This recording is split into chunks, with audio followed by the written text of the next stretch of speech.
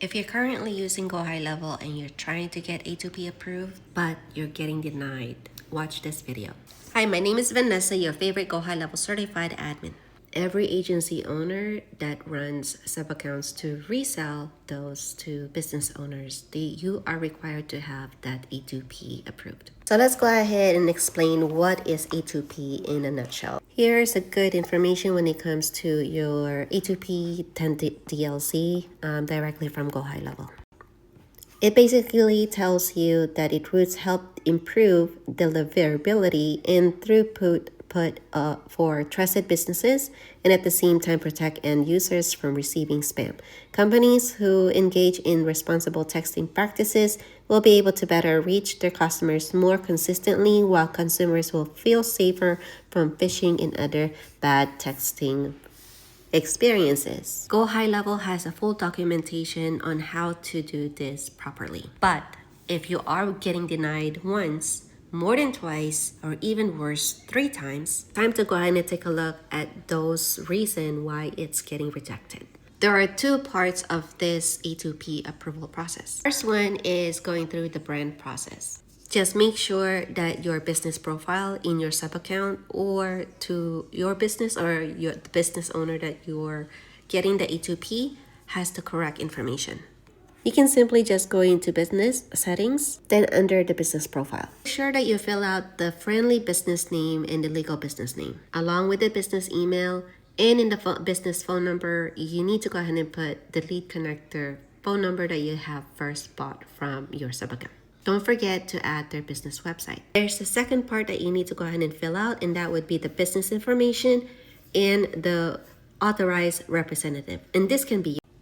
And this is what I mean by it. Make sure that you have the correct business type, the business industry, what type of business registration. For us in the US, that would be EIN, and then the business registration number would be. On the authorized representative, you can simply put your name and your email and then phone number to reach. Otherwise, you can go ahead and add your client's information here. That's the first start that you need to go ahead and make sure all of the information in your business profile right under your settings is completely and correctly entered.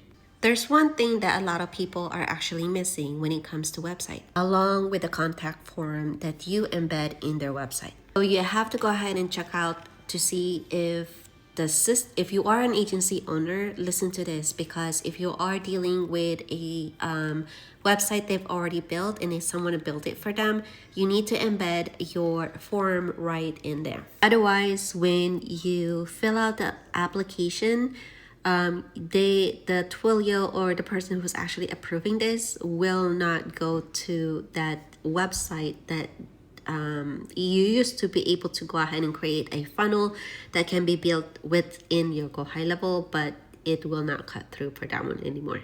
Actually look into your customer or your own very own website for that matter.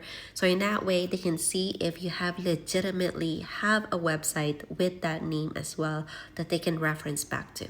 Now we're going to go ahead and talk about the campaign process. When it comes to campaign, you have to go ahead and create your form within your GoHighLevel, but there are certain things that you need to have in order for it to actually get that correctly, because I see a lot of people are actually getting rejected for the reason of the CTA button, and there's a reason for that. For you to go ahead and find it, go into sites and then your forms.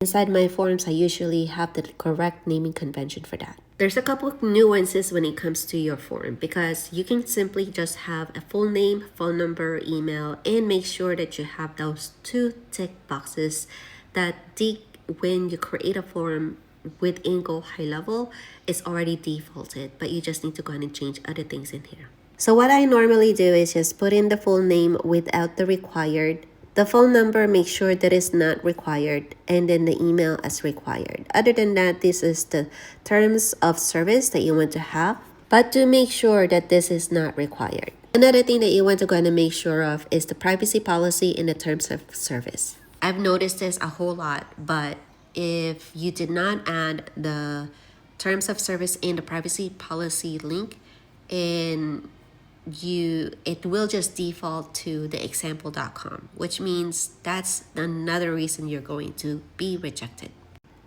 In order for you to go ahead and change this up, simply just click over it, and then that's where you can actually change the URL link here. In order for you to go ahead and change the URL link, make sure that you hover and highlight that one, and you'll be able to change that right on the link right here. So make sure that you click on that one, and you'll be able to go ahead and add that privacy policy link right here. The same process with the terms of service. Now, depending on the type of business that you have and how you are actually communicating with your clients, the default example messages while you're going through the whole campaign will base upon on how you function in your business.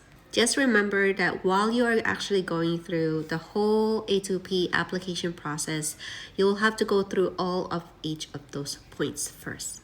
However, a lot of people are missing out for one thing. They think that once they actually submitted it and then they get their brand approval, they're not doing anything else. You need to go ahead and click on the process on the campaign application. So make sure to check it maybe a couple hours or within like the same day, because the campaign approval, the brand approval is instantaneous. That actually goes through as long as all of those information are filled out correctly. So once you get that approval, brand approval approved, then you'll need to go ahead and go back into your settings under phone settings and then trust center. Then click the next part, which is the campaign. Other than that, you can go ahead and click that tick box where you can have this expedited with the campaign approval process, and it will cost you about maybe $25. That $25 does that $23 or $24 charge is very helpful to get your campaign process fast. Otherwise, if you are still having issues when it comes to getting your campaign, your A2P approval, go ahead and comment below and then simply get on a call with me and I'll be able to go ahead and assist you further. Don't forget to like, share, and bookmark this video and subscribe.